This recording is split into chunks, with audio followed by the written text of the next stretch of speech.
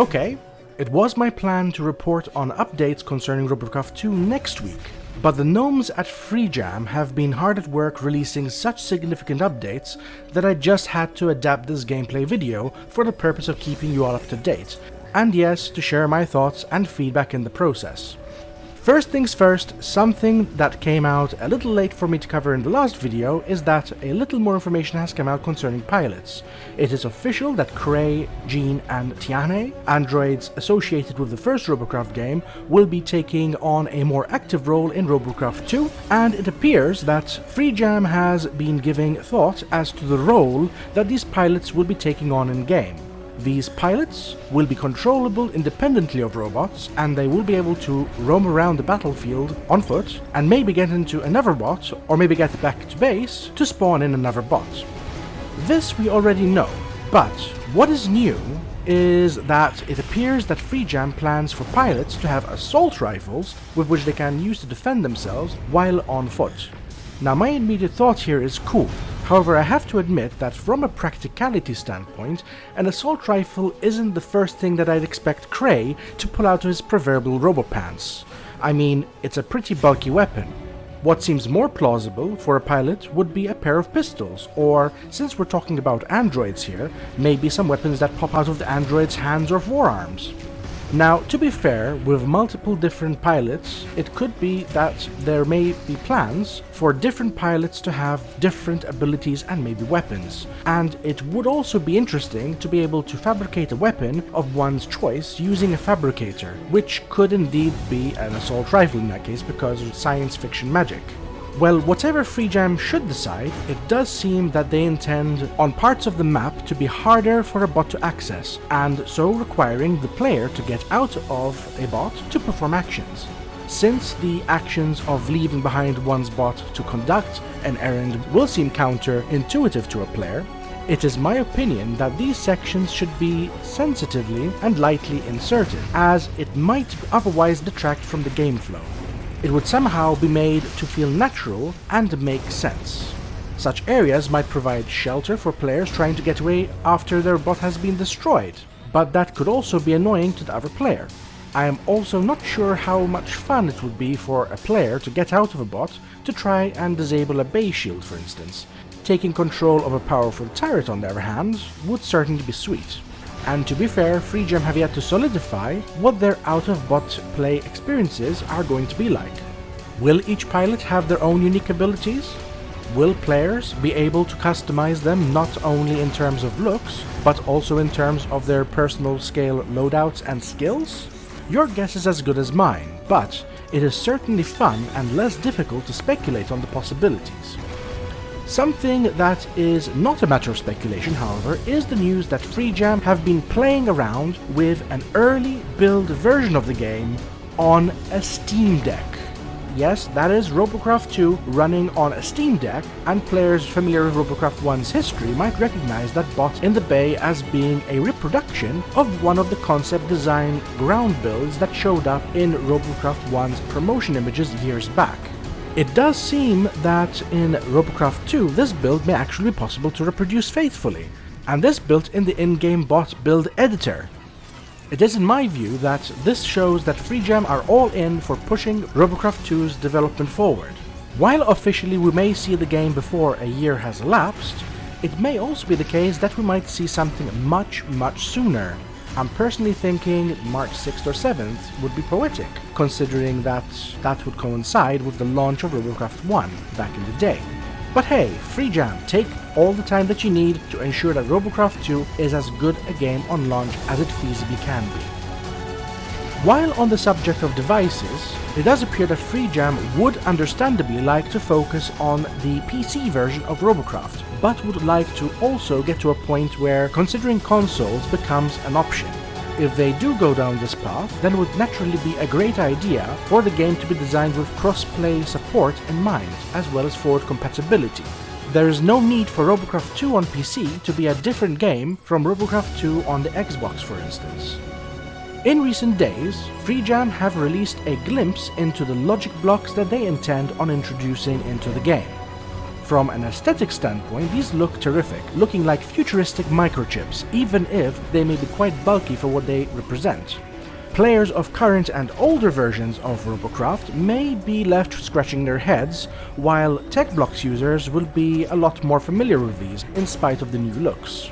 FreeJam are designing Robocraft 2 to be a successor to Robocraft, with players 10 years older in mind, and that means finer building parts and also the option to delve deeper into the logic that will drive your bots to victory.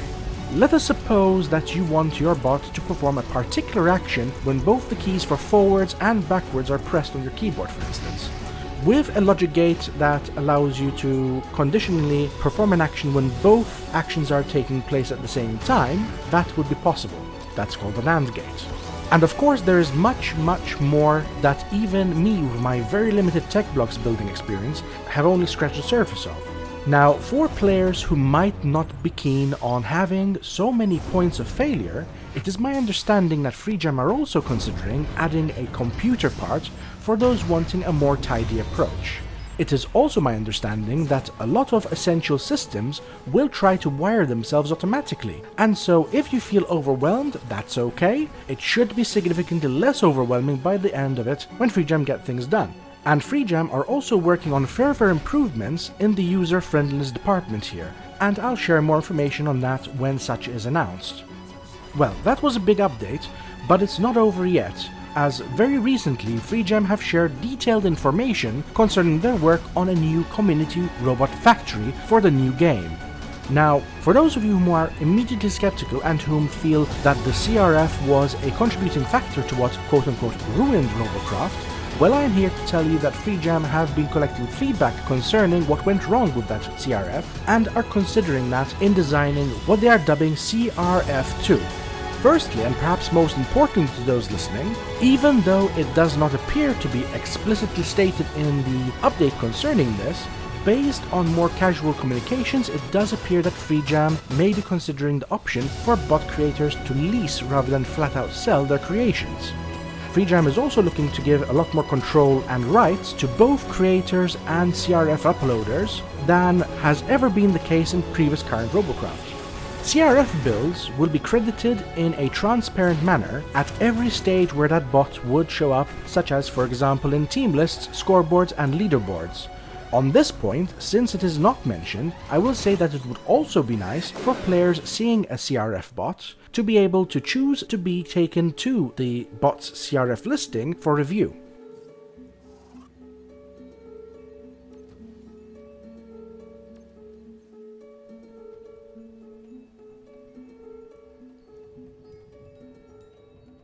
One thing that FreeJam did mention, however, is that they are planning to include a try before you buy option.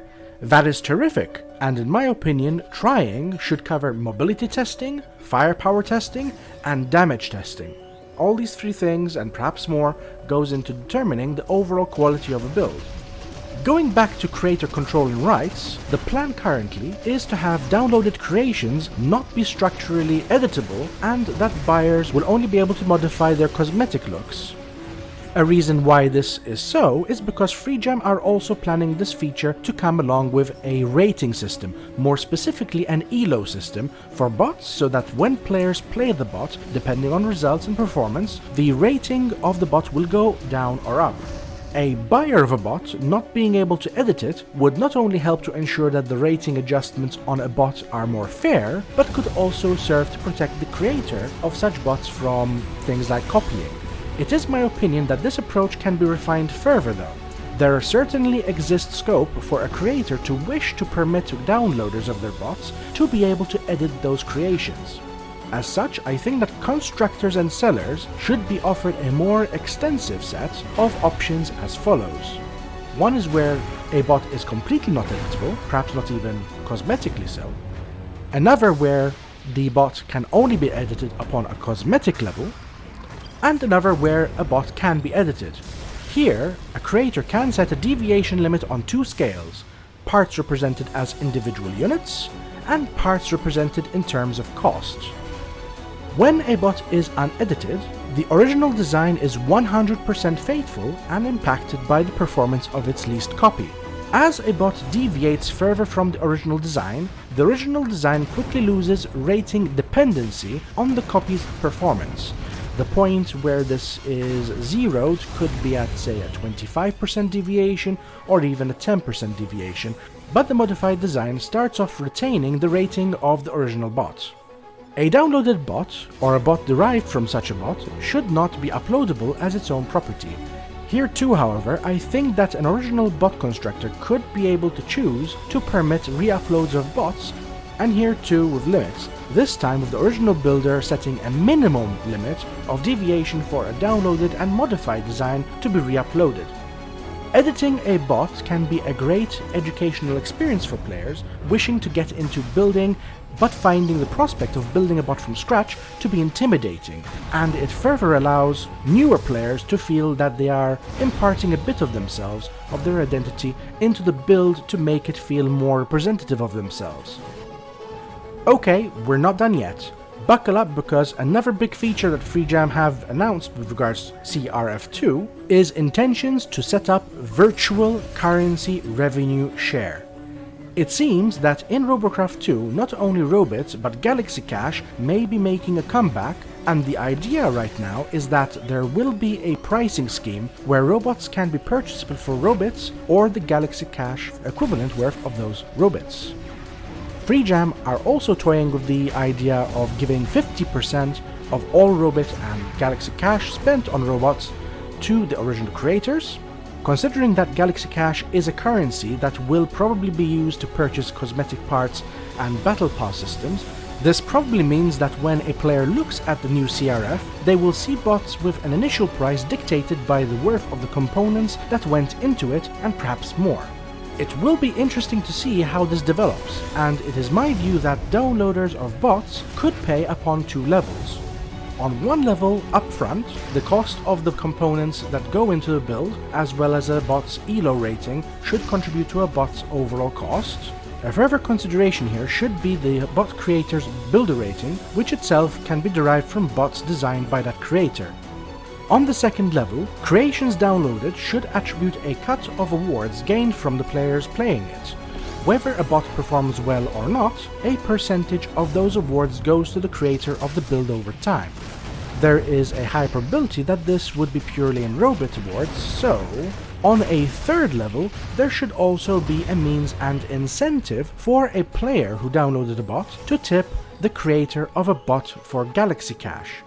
A potential incentive for doing so could come in the form of a comparable or even more favorable GalazyCash to robot conversion than would normally be available via other means. So yes, exciting stuff, and there is more that I have yet to touch upon, such as plans to introduce a seasonal Constructors championship. It will be curious to see if only bots downloaded during a period prior to this event are counted for the event, or if all historical builds get a parallel tracking of sales and performance during the championship period. Also, a big thing to mention is that FreeJam are intending on making the full color spectrum available to builders for coloring purposes, which definitely falls into the category of Robocraft but better. There are also plans to make downloaded bots easier to change colors on a channel-by-channel basis, meaning that it could take mere moments for a downloader to put a personal spin on a downloaded classic. It is also interesting to note that FreeJam are looking into the possibility of players to convert GalazyCash into real money, but make no promises in this regard that it will be so, being understandably cautious and needing to hammer down all the complexities of such like taxes, intellectual property, fraud prevention, and so on. It is promising to hear, however, that FreeJam have come out and categorically stated that they would like to avoid using technologies like NFTs, and so that should be one less thing for people looking forward to this game to worry about. Am I looking forward to this game? Of course I am. Of course I'm looking forward to it. It's early days, and the amount of promise that the game and the project holds is off the charts in my opinion. So we'll see what comes out next concerning the Robocraft 2 universe. Maybe literally so. One more thing. FreeJam have also very recently released footage of work they have been doing on a bot test area. Not only do we get to see a piloted turret in action, but we also see a gloriously destructible tower. Might we be seeing destructible fortified locations in actual Robocraft? Might there also be a case to be made for buildable structures in-game? It is a stretch, but it could certainly be interesting. So that's all that I have for you today. I hope that you found this information useful, and I would really like to hear your thoughts about these developments. What would you like to see of pilots that take care of business outside of their bots? Can you foresee some crazy innovations with the addition of logic gates? Are you a player who builds or downloads bots? What are your thoughts on all the Community Robot Factory information that I've just dropped on you? Do you have any hopes or fears to share? Are you also hyped about Robocraft 2's development? And do you think that Gyyhor, with just a little more luck or a little more support, could have pulled off wins in both of these matches? Well, in any case, I'm looking forward to reading your thoughts down in the comments below, and I will meet you there. And of course, thank you for watching.